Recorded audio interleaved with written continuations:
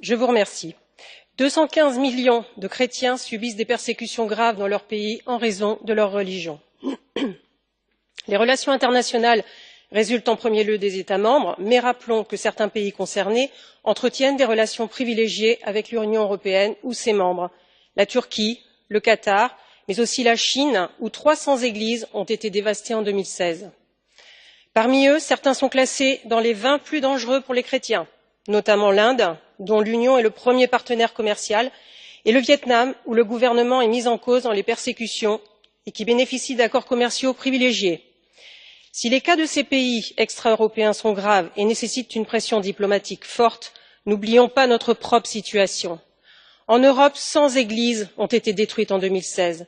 En France, ces actes sont en hausse de 245% en 8 ans.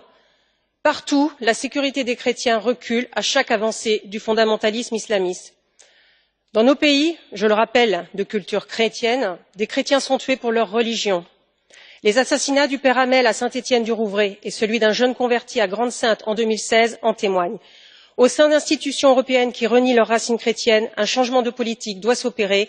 Agissons pour défendre les chrétiens dans le monde et en Europe, où les actes antichrétiens se multiplieront, y compris chez nous. Merci.